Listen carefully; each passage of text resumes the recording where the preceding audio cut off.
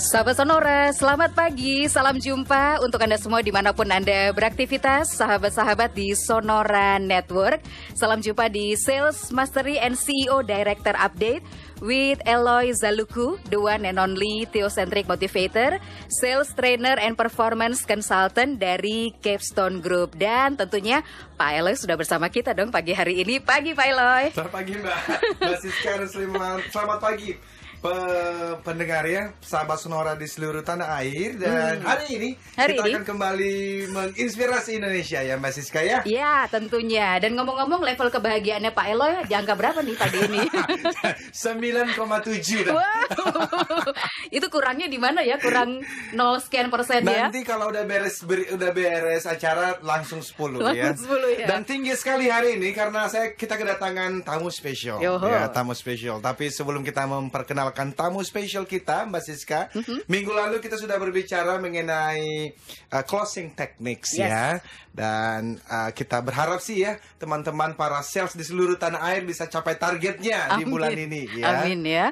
Jadi pada pagi hari ini sahabat Sonora kita akan mendapatkan kembali inspirasi istimewa bersama program Sales Mastery and CEO Director Update. Apakah yang istimewa kali ini Pak Eloy? Istimewa kali ini dan seperti yang kita janjikan, kita mau mendatangkan ya orang-orang yang sangat menginspirasi. Yang kita berikan programnya itu CEO and Director Update. Dan hari ini nih kita kedatangan seseorang yang spesial. Dan saya pernah mendengar kisah bagaimana ibu yang luar biasa ini memulai karirnya dari yang paling bawah dan sekarang bisa menduduki posisi yang tertinggi di sebuah perusahaan yang kalau kita menyebut nama perusahaan ini mungkin semua makhluk akan tahu.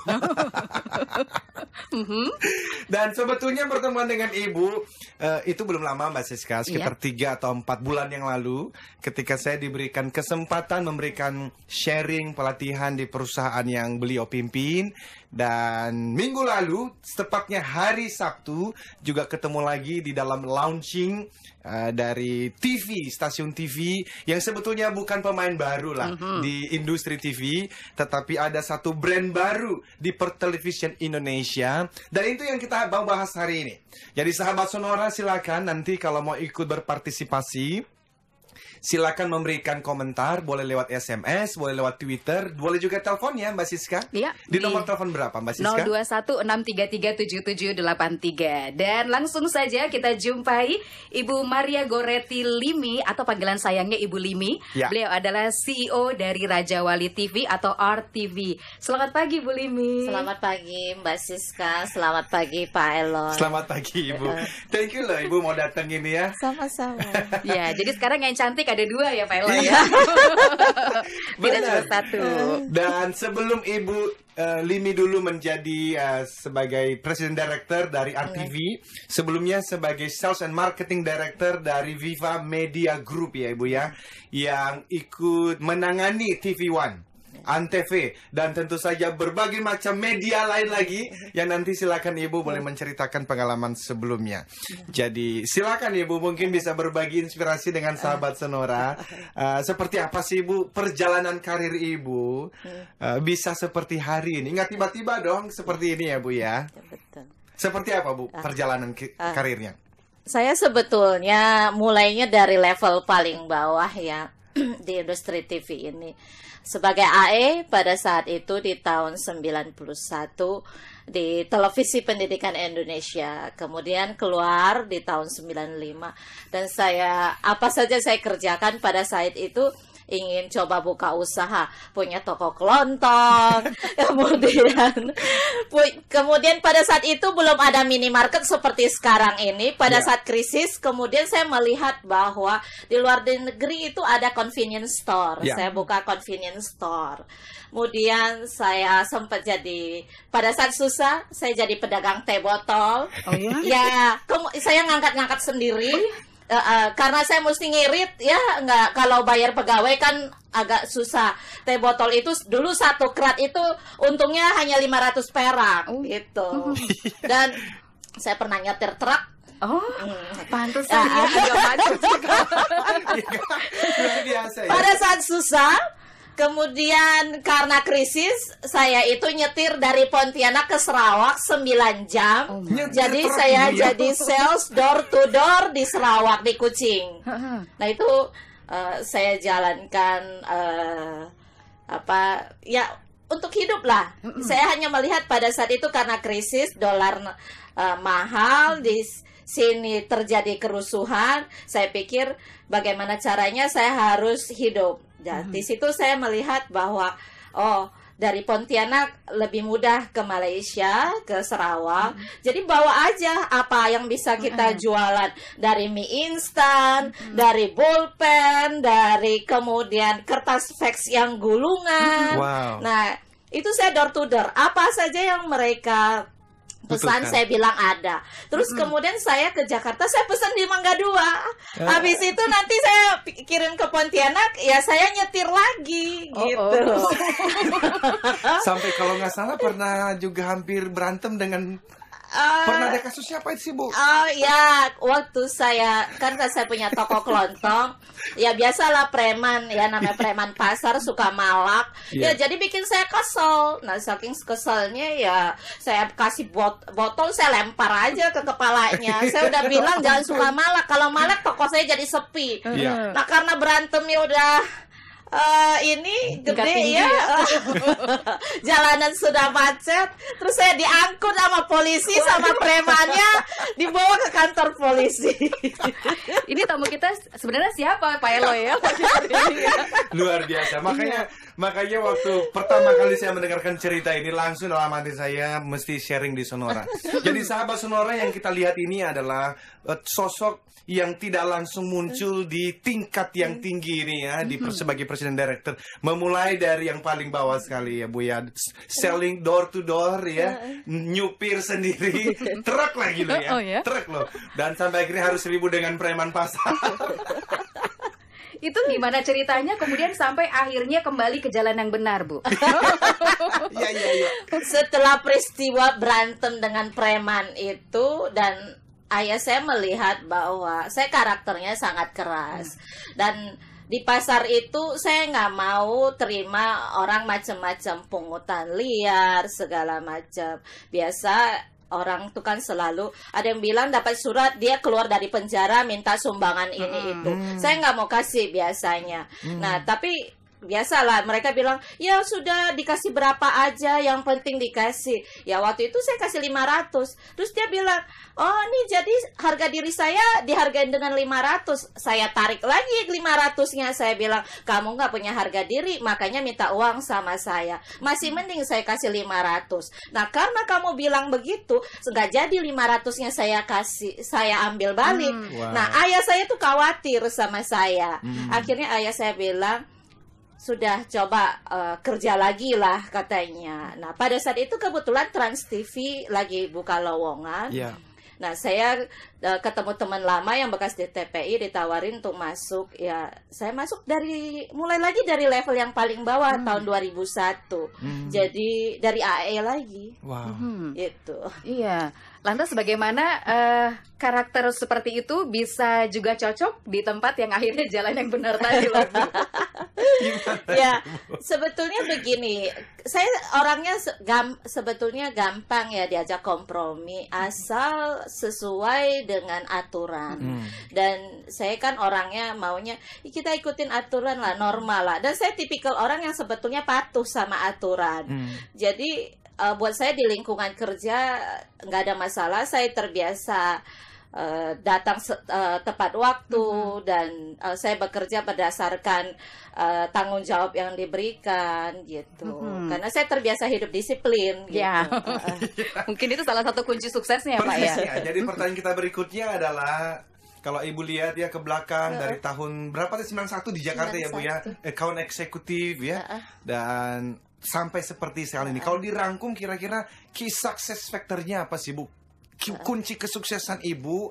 Jadi siapa tahu ada teman-teman yang lagi mendengarkan pingin berhasil seperti Ibu juga. Sebetulnya begini, satu adalah disiplin. Kita jangan membuang-buang waktu. Itu yang Saya lihat generasi muda sekarang kan selalu tar aja deh. Ya. Nah, kalau ada pekerjaan bisa kita selesaikan cepat, nah lebih baik kita selesaikan dan istirahatnya belakangan. Jangan istirahat dulu baru dikejar deadline. Ya. Nah, itu salah satunya ada disiplin. Kemudian kerja keras dan pantang menyerah. Kalau memang kita belum berhasil sekarang ini, kita belajar. Kenapa kita belum berhasil? Kita belajar dari kegagalan. Yuk, kita nggak boleh putus asa. Kita next stepnya kita mesti coba lagi itu. Jadi kalau punya 3 kunci ini sebetulnya menurut Ibu siapapun bisa berhasil ya Ibu ya. Betul. Yang penting disiplin, kerja keras, Pikiran positif. pikiran positif juga penting ya. Seperti apa sih Bu maksudnya ini pikiran positif ini? Begini, kalau setiap kali kita dikasih ada arahan dari seseorang atau ada satu aturan baru, kita jangan menanggapi dengan negatif dulu. Kita lihat dari sisi yang lain, bahwa orang tersebut melakukan sebuah perintah, itu pasti ada sesuatu di balik itu. Nah, coba kita lihat, kalau kita pada di posisi dia, mungkin kita akan melakukan hal yang sama. Nah, kita belajar untuk bisa menerima orang lain dulu sebelum kita memberikan judgement gitu. Nah, saya pikir itu yang paling penting, sikap terbuka dan positif. Wah luar biasa sekali ya. Bagi para sahabat Sonora, mungkin ingin menggali lebih banyak lagi dari Ibu Maria Goretti Limi, silakan Anda bisa menyampaikannya melalui nomor SMS Sonora di 0812 112 9200 atau bisa langsung hubungi kami di 021 633 7783. Kita masih bersama tamu istimewa kita dalam program khusus CEO Director Update, yaitu Ibu Maria Goretti Limi. Beliau adalah CEO Raja Wali TV atau RTV. Masih di Sales Mastery and CEO Director Update with Eloy Zaluku, the one and only Theocentric Motivator, Sales Trainer and Performance Consultant dari Capstone Group.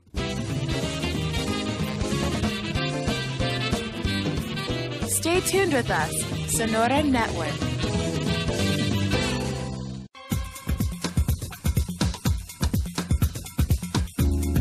Sahabat Sonora, terima kasih untuk Anda yang juga sudah menyampaikan tanggapan Anda lewat SMS di 0812 112 9200.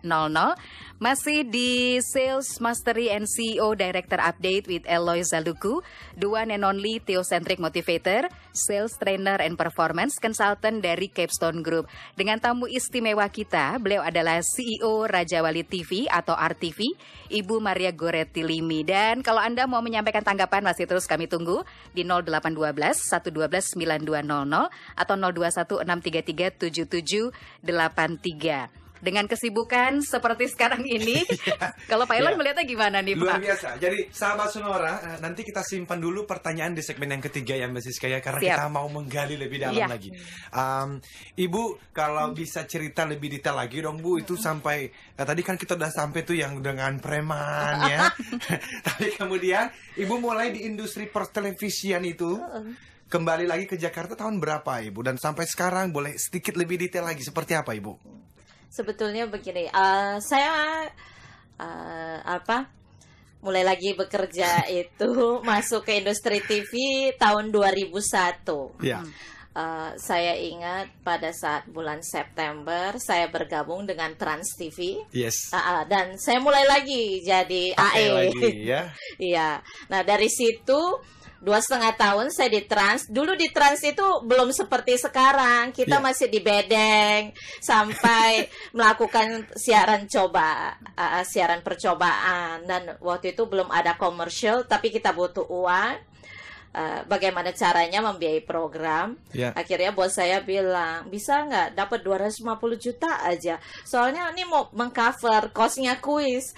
Aku telepon teman, bantuin gue dong, gue butuh 250 juta nih. Buat apaan? Bikin kuis di Trans itu kan belum mengudara. Pokoknya lu percaya sama gue aja deh.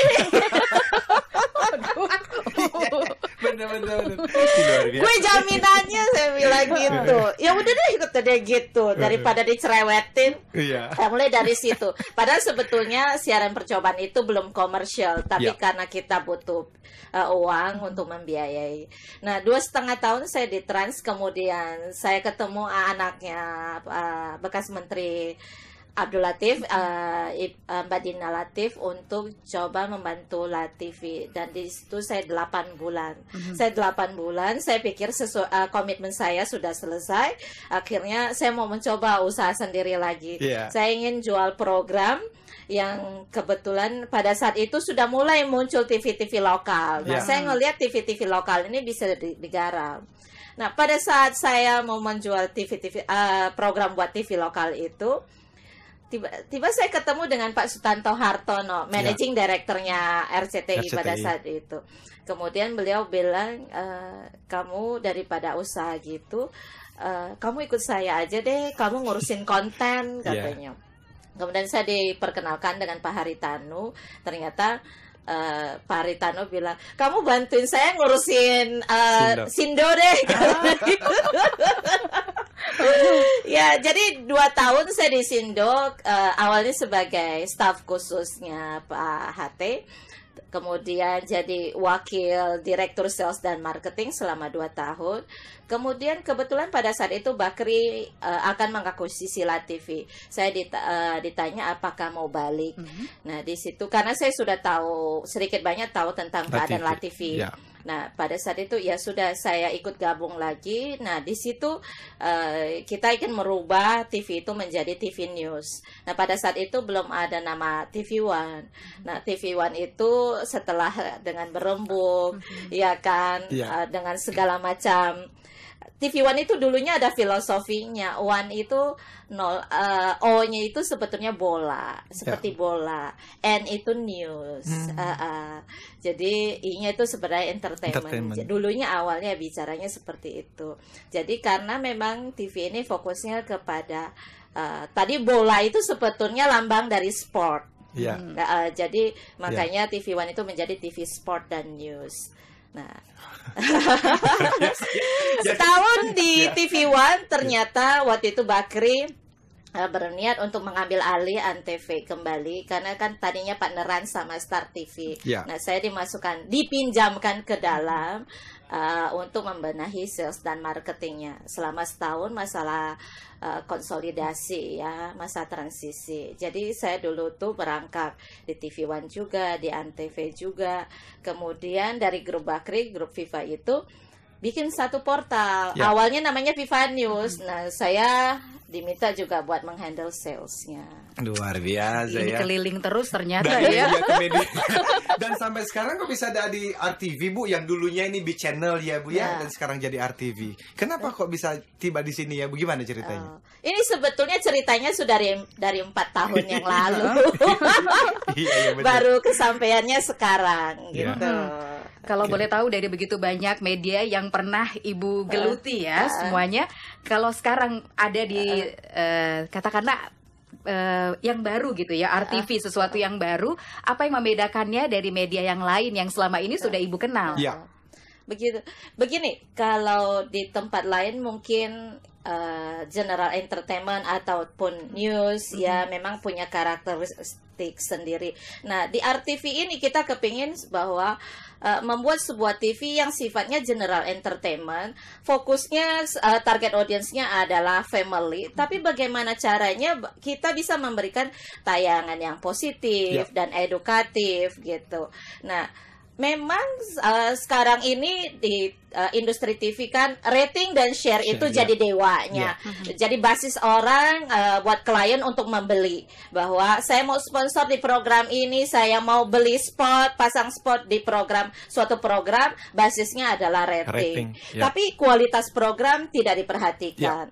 Nah, di sini kita di RTV berusaha bagaimana caranya menyajikan sebuah program yang berkualitas, yang punya bisa mendidik, tapi juga bisa menghasilkan rating dan share. Nah, ini tantangan terberat bagi kami ya. Terkadang kalau kita lihat di sekarang ini ya TV sekedar hiburan. Pendidikan itu menjadi nomor 2. Nah, tapi di kita pendidikan adalah nomor 1. Nah, jadi dari kita memang misinya kita, visi dan misinya kita adalah bagaimana kita bisa membentuk pola pikir bangsa ke arah yang lebih maju dan lebih baik. Nah, ini yang harus kita jalankan dulu sambil orang harus tahu bahwa selain hiburan, dia mendapatkan sesuatu dengan dia menonton RTV. Wow. Dan visi misi seperti ini memang ini juga bagian dari idealisme dari Pak PS yang mau memberikan dampak untuk Indonesia ya, Ibu ya. Betul. Jadi tantangannya bagaimana supaya ratingnya ada, tapi juga tetap memberikan hiburan yang dampak positif ya untuk para pemirsa. Ya. Iya, kalau boleh tahu nih Bu ya sedikit aja mengenai yang namanya peluang kan, semua ingin memanfaatkan peluang di industri televisi. Bagaimana caranya Ibu Limi melihat peluang yang ada gitu Bu? Masih ada tuh peluangnya Bu? Peluang sebetulnya masih ada. Kalau kita lihat uang yang berputar sekian puluh triliun setiap tahunnya untuk advertising ya gitu, untuk iklan, kita melihat bahwa masih ada ceruk pasar, dan kita juga melihat bahwa masyarakat itu ada yang sebagian yang tidak suka dengan tayangan yang ada saat ini. Ada yang dengan horor, ada yang dengan kekerasan, atau juga yang sudah mulai nyelenceng dari norma-norma yang ada saat ini. Nah, kita ingin mengisi ya ruang kosong itu ya yang sebetulnya semua orang menghendaki dan berharap itu, tapi belum dipenuhi. Nah, ini yang ingin kami lakukan. Wah, ini menarik ya. Tapi yang lebih menarik lagi Pak Eloy, bahwa kepemimpinan seorang perempuan dalam satu perusahaan gitu ya. Nanti saya minta tanggapan dari Pak Eloy dan juga dari Ibu Limi sendiri. Bagi para sahabat yang juga mau menyampaikan tanggapan, komentar atau pertanyaan, silakan Anda bisa bergabung di 0216337783. Masih di program Sales Mastery and CEO Director Update with Eloy Zaluku, the one and only Theocentric Motivator, Sales Trainer and Performance Consultant dari Capstone Group. Dan tamu istimewa kita adalah CEO Director Update bersama Ibu Limi Maria Goretti, CEO Raja Wali TV. Tetap bersama Sonora Network.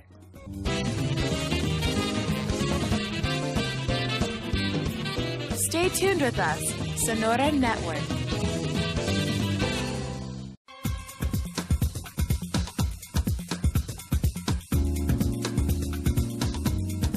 Sahabat Sonora, kembali di Sales Mastery and CEO Director Update with Eloy Zaluku, the one and only Theocentric Motivator, Sales Trainer and Performance Consultant dari Capstone Group. Program yang hadir setiap Rabu pagi di Sonora Network. Dan pagi hari ini, pada CEO Director Update kita punya tamu istimewa, yaitu Ibu Maria Goretti Limi. Beliau adalah CEO Raja Wali TV atau RTV. Untuk Anda yang sudah berpartisipasi, baik lewat telepon, SMS, maupun via Twitter @SonoraFM92, nanti ada 2 di antara Anda yang akan mendapatkan buku Pak Eloy, Kisah Ajaib Anak Pedalaman Nias ke Panggung Dunia. Jadi silakan partisipasi Anda. Jadi sebelum menjadi film, jadi sahabat Sonora baca dulu kisahnya ya. Iya, seperti saya ya, baca dulu. Jadi kita tunggu terus ini untuk tanggapannya. Silakan sahabat Sonora disampaikan melalui SMS atau boleh lewat telepon juga ya. Kita belajar hal-hal yang sangat luar biasa pagi ini ya. Dan ada satu pertanyaan mungkin kita coba tanggapin dulu ya Ibu ya. Ini yang mana nih Pak? Coba kita lihat. Yang dari Ibu atau Pak, Bapak? Kita coba dulu Pak Edward nih. Ini Pak Edward, oh ya.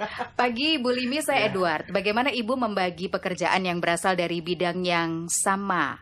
Apakah tidak dianggap bahwa kalau kita bekerja di bidang yang sama dengan perusahaan yang berbeda-beda sebagai mata-mata dalam tanda kutip? Karena kan Ibu pernah menghandle Antv, LaTV, dan lain-lain.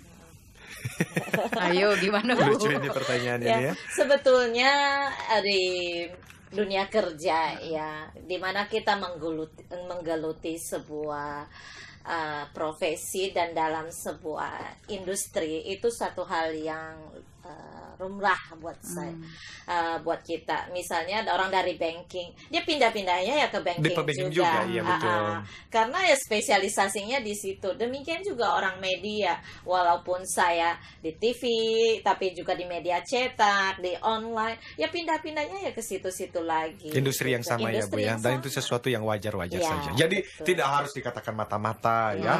Memang di mana-mana seperti itu Saya ya. ingatnya begini Pak Eloy. Iya, gimana Ibu? Ada pepatah mengatakan Ya. di mana bumi dipijak, di Ya. situ langit dijunjung. Ya. Pada saat kita di sebuah perusahaan, ya kita bekerja all out untuk perusahaan ya. itu. Ya. Ya. Ini sekaligus menjawab pertanyaan yang ada di pikiran saya, gimana ya banyak yang memberikan kepercayaan buat Ibu ya dari media ini berani sekali istilahnya, ayo kamu kerja sama saya gitu ya Bu ya. Ya, saya bersyukur bahwa saya diberi kesempatan ya oleh bapak-bapak yang seperti kayak Pak Sutanto Hartono, Ya. Pak Haritanu, Pak Hari, ya. Pak CT, ya, Ya. Pak Heru Tanjung, Dan Pak Peter Sonda sekarang dan ya Bu Pak ya. Peter Sonda. Ya. Lah, luar biasa ya. Jadi sekarang kita mau berbicara mengenai kepemimpinan nih, Bu. Nah, itu Ya, dia. jadi woman in leadership. Yes. Pemimpin wanita. Ibu, sebuah bangsa itu bisa berhasil karena seorang pemimpin yang hebat. Dan kita berharap sih ya, di pemilihan presiden yang akan datang, kita juga dapat presiden yang luar biasa hebat juga ya. Di perusahaan juga bisa berkembang karena ada seorang pemimpin yang hebat. Dan kalau Ibu diminta selama 4 tahun ini untuk akhirnya memimpin TV, RTV ini, dari Big Channel menjadi RTV, pasti ada sesuatu yang dilihat di dalam diri Ibu untuk bisa mentransformasi media stasiun TV ini menjadi stasiun TV yang memang mendidik Indonesia, tapi sekali lagi juga tentu saja bisa mendapatkan juga ya berkembang secara bisnis juga. Ibu, tapi tidak selalu gampang untuk mendapatkan pemimpin yang hebat ini. Yang kredibel, yang efektif, yang produktif. Tapi kalau sampai Ibu dikejar-kejar selama 4 tahun dan akhirnya Ibu mengatakan ya, sebetulnya yang Ibu lihat di dalam diri seorang bisa dikatakan sebagai seorang pemimpin hebat itu seperti apa sih Bu? Khususnya dalam konteks wanita ini Bu. Wanita sebagai pemimpin. Yes. Silakan Ibu Limi. Ya, kalau jujur sebagai wanita dan berfungsi sebagai pemimpin itu nggak mudah ya. Ya, Bu. Pasti ada negatifnya. Ya, orang suara-suara negatif lah, yaitu dia cewek tahu apa sih? Biasanya begitu ya. Tapi saya melihat bahwa malah justru wanita itu punya banyak keluasan, ya kan, dibandingkan sama pria. Kalau pria masih banyak sekat-sekat yang jadi pemisah antara atasan dan bawahan. Tapi kalau wanita enggak. Karena misalnya begini, saya ke anak buah saya yang pria, Say, gimana gitu. Satu hal yang biasa, ya kan. Aduh, istrimu gimana? Mau cerita nggak gitu. Tapi kalau pria kan nggak bisa begitu, ya kan. Harus jaga ya. Ya harus lebih jaga lah gitu. Ntar kalau begitu dikiranya ada apa sesuatu yang beda gitu. Nah, kita perempuan bisa jadi teman curhat buat karyawannya kita, ya kan, buat staffnya kita. Nah, justru itu kekuatan dari perempuan. Baik. Dan bicara mengenai teman-teman yang mungkin banyak wanita yang sedang mendengarkan kita pagi ini ya Bu ya. Ibu melihat kesempatan untuk menjadi pemimpin wanita yang menjadi pemimpin di Indonesia ini sekarang sudah jauh lebih terbuka ya Bu ya dibandingkan 10 tahun yang lalu ya. Jadi harusnya teman-teman wanita yang sedang mendengarkan kita juga harus termotivasi untuk ayo you can do it gitu ya Bu ya. Bisa. Betul. Gimana tanggapannya Bu Limi? Betul. Kalau saya melihat sekarang ini sudah tidak ada perbedaan ya untuk pria ataupun wanita untuk meraih sebuah jenjang ya, untuk berkarir di suatu tempat ya, tidak seperti dulu lagi ya. Sekarang ini sangat kesempatan wanita untuk tampil itu jauh lebih besar. Yang penting tadi punya itu ya Bu ya, disiplin ya, kerja keras ya, berpikiran positif. Nah, kita coba terima dulu nih Pak Eloy dan Ibu Limi yang sudah bergabung. Ada Pak Kolis dari Surabaya. Bapak selamat pagi. Selamat pagi, Sonora Jakarta. Selamat pagi Ibu Limi. Selamat pagi Pak. Iya, dari Pak Kolis ini di Surabaya. Ya, selamat ini ya atas mengudaranya RTV ya. Terima kasih Pak. Bu, mau tanya Bu, untuk pembagian segmen program ini untuk anak-anak berapa persen, terus anak muda, orang dewasa dan orang tua ini berapa persen Bu? Itu saja. Terima terus kasih. Yang kedua untuk ada nggak di RTV untuk program ini teknologi, misalkan gadget, komputer dan sebagainya gitu. Soalnya saya ini pecinta banget untuk teknologi gitu kan, gadget gitu.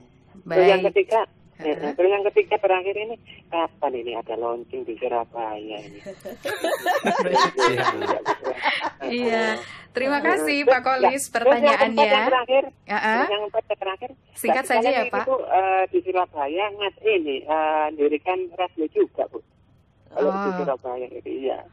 Gitu. Baik, siap. Radio Sonora aja Pak di Surabaya.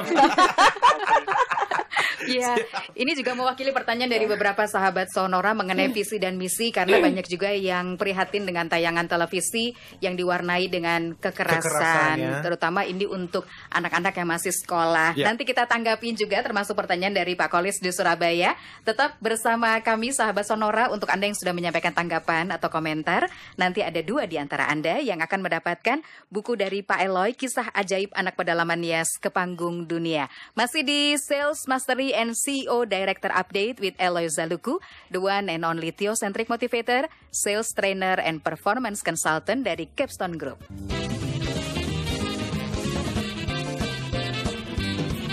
Stay tuned with us, Sonora Network.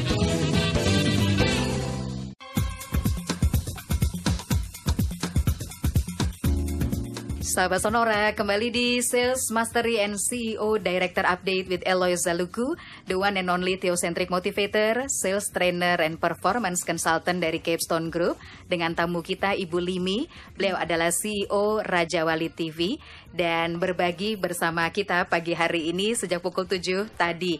Nah, kalau kita hubungkan dengan sales nih, Pak Eloy, apa yang menarik dari apa yang sudah dilakukan oleh Ibu Limi selama ini? Betul, tapi sedikit sebelum sampai ke sana ya, saya ada pertanyaan sedikit lagi mengenai leadership ini. Karena kita sudah pernah bahas juga ya beberapa kali, termasuk 2 minggu yang lalu, waktu kita berbicara mengenai style leadership, gaya kepemimpinan ya. Dan saya pernah mendengar Ibu Limi itu pernah diminta untuk berpindah dari satu stasiun TV ke stasiun TV yang lain. Begitu ya Bu ya. Dan Ibu sebetulnya sudah siap-siap untuk pergi. Tetapi nggak jadi ya Bu ya. Karena ternyata tim Ibu sampai demo, Ibu nggak boleh pergi. Ada apa sih Bu sampai secinta itu dengan Ibu? Mungkin gaya kepemimpinannya, kalau Ibu bisa share ya, siapa tahu ada sahabat Sonora yang mau meniru juga gaya kepemimpinan yang Ibu lakukan itu. Ya sebetulnya saya juga nggak nyangka ya, ada giant banner di lobi kantor, please stay with us for 1,000 years, tulisnya begitu. Ada spanduk, katanya jangan tinggalkan kami, terus kemudian semua tanda tangan itu. Ya, saya juga tidak menyangka bahwa akan seperti itu. Di mana saya menganggap staf saya adalah keluarga saya. Jadi saya memimpin, saya menganggap itu adalah keluarga. Dan saya harus terbuka pada mereka apapun permasalahan yang ada. Jadi mereka tahu ya. Dan saya selalu katakan hand in hand. Setiap salah satu dari kita ada masalah, itu adalah masalah kita bersama. Dan kita ngobrol. Dengan ngobrol, kita mencari solusi. Jadi kalau ada masalah, jangan mencari pembenaran diri atau menyalahkan pihak lain, orang lain. Nah, jadi anak-anak itu merasa apapun mereka bisa terbuka. Ya, dan itu yang mereka rasakan bahwa mereka tidak dapatkan dari yang lain. Gitu. Jadi menjadi seorang pemimpin itu tidak harus selalu dengan tangan besi, dengan wajah garang. Karena ada Bu, saya pernah mendengar di salah satu training saya ya, itu ada orang yang dia punya filosofi. Waktu dia sebelum sampai di kantor, dia memang sengaja memasang wajah garangnya, karena dia merasa dengan cara seperti itu anak buahnya akan lebih menakutinya. Tapi Ibu merasa enggak begitu ya? Iya, enggak gitu. Sebetulnya orang itu respect sama kita atau tidak harus dengan wajah garang. Saya karena perempuan, style kepemimpinan saya kayak emak-emak, terkadang marah, tapi habis itu kita udah merasa bahwa dia sudah menyesali perbuatannya dia. Saya ajak makan. Dulu bos saya bilang, dia udah marah-marah sama timnya. Habis itu makan yuk gitu. Itu kayak saya membayar rasa bersalah saya bahwa saya sudah marahin mereka. Tapi kalau saya nggak marahin mereka, mereka nggak pernah tahu bahwa mereka itu salah gitu. Jadi sahabat Sonora, kita pernah membahas bahwa ada berbagai beberapa gaya kepemimpinan ya. Ada gaya kepemimpinan yang afiliatif, itu ketika kita makan bersama, kita ngobrol bersama. Namun tentu kalau terus-terusan ngobrol bersama juga tidak akan efektif ya. Jadi ada democratic juga. Ada yang bahkan namanya commanding, ketika seorang CEO mengatakan do what I want or get out of my way, kadang-kadang juga masih dilakukan. Tapi yang kita lihat adalah bagaimana Ibu Limi bisa melakukan berbagai macam kombinasi dari leadership yang ada itu, dan akhirnya anak buah beliau itu bisa sampai stay with us for 1,000 years. Waduh, kalau saya bisa, itu manis sekali kata-kata itu. Baik, Ibu, mungkin satu pertanyaan lagi kita mau jawab ya, Bu ya, karena saya pikir tadi ada dari Pak Kolis di Surabaya, mungkin bisa ditanggapi singkat, ya, Bu Limi. Bu, ya. Terima kasih Pak Kolis atas teleponnya. Persentasenya anak-anak dan dewasa. Sekarang ini anak-anak sekitar kurang lebih ada 30% lah dari jam tayang kita. Sisanya memang remaja dan dewasa itu. Tekno kita dalam taraf persiapan ya. Mudah-mudahan saja bisa segera. Karena membuat sebuah program kan tidak mudah ya. Harus ada survei dulu ya. Kita sudah buat, kita review lagi. Cocok apa tidak, coba lagi. Begitu sampai benar-benar sudah matang baru bisa kita tayangkan gitu. Dan launching di Surabaya? Nah, launching di Surabaya mungkin ditunggu saja ya Pak.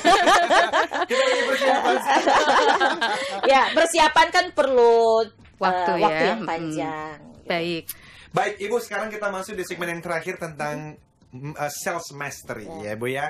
Seperti yang saya sudah pernah sharingkan beberapa waktu yang lalu, itu tahun 2010 saya membuat satu konsep namanya RAVE Sales Model, Relationship Based and Value Creation Selling. Saya sangat percaya di tengah persaingan yang semakin menggila ini, dan ini terjadi di berbagai industri, bahwa ternyata relationship itu penting sekali supaya teman-teman sales waktu dia jualan itu bukan hanya hit and run, hanya sekedar capai target saja, tetapi melihat ada relationship yang harus dibangun di belakang semua transaksi. Tapi value creation, value added selling, ada manfaat yang diberikan juga penting. Oleh karena saya percaya dengan relationship dan value added itu menghasilkan engagement dengan nasabah, dengan klien. Bagaimana Ibu melihatnya di dalam industri media, televisi khususnya? Apakah konsep ini juga berlaku?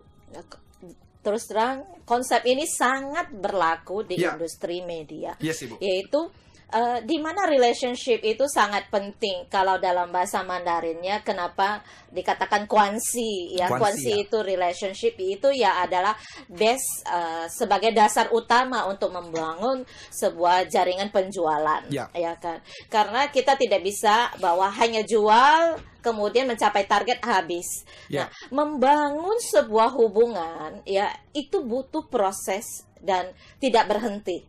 Ya kan, kita tidak pernah tahu bahwa si A ini tadinya mungkin dia dari seorang staff bisa sampai direksi. Nah, itu terbawa. Seperti saya bisa sampai hari ini pun tidak terlepas karena dukungan dari semua klien-klien saya. Dan setiap kali kalau dilihat dari karir saya selalu dapat kerja di industri media yang mulai dari awal yaitu ataupun yang susah. Ya kan.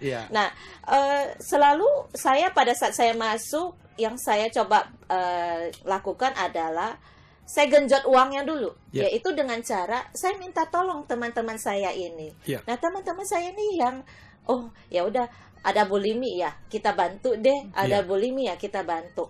Nah, saya nggak hanya sekedar dapetin uang mereka habis perkara, tapi sampai weekend pun ya udah ada yang ngajak jogging yuk, ya ayo jogging. Ada yang bilang belanja yuk, ayo ada belanja. Terkadang dia ribut sama istrinya atau ribut sama suami, saya berusaha saya ngundang mereka berdua makan dan berusaha mengakurkan mereka. Nah, ini value yang mereka tidak dapatkan di tempat lain. Ya kan, kita mau meluangkan waktu untuk mendengarkan juga keluh kesah mereka, problemnya mereka. Mungkin hanya sekedar jadi pendengar, mungkin kita tidak bisa memberikan solusi, tapi itu sesuatu hal yang sangat berharga buat mereka. Saya ingat ada satu perusahaan pada saat dia mendapatkan masalah, kemudian dia butuh ada dukungan dari media. Saya bilang, saya nggak perlu dibayar. ya. Anda tidak perlu membayar airtime-nya saya support. Nah, begitu perusahaan ini maju, yang orang pertama yang diingat adalah siapa? Saya. Di Itu dalam, dia ya. Di dalam selling kita menyebutnya selling is about giving and serving, Mbak Ya, Siska. betul. Jadi memberi dan melayani dulu ya, khususnya ketika klien kita memang lagi membutuhkan support, Betul. kita hadir di sana bersama dengan mereka. Wah, Betul. luar biasa sekali ya. Semoga inspirasi yang sudah diberikan Ibu Limi bisa membawa pencerahan buat kita semua sepanjang hari, sepanjang minggu. Sampai akhir tahun. Baik, Pak Elo kita harus pamit. Ya, silakan Mbak Siska dulu. Baik, ini untuk para sahabat tadi yang sudah bergabung, ada 2 sahabat yang mendapatkan buku Pak Elo Zaluku, yaitu Pak Harzen Nababan di Cibitung dan Ibu Dewi di Purwokerto. Terima kasih untuk semua yang sudah bergabung. Semoga membawakan manfaat besar buat kita semua. Ibu Limi, terima kasih banyak untuk Ibu, kehadirannya. bersama kami. Dan sahabat Sonora, Ibu Limi bersama Anton, saya Siska. Saya Eloy katakan, Yes, I yes I can. can. Keep the smile and happy selling.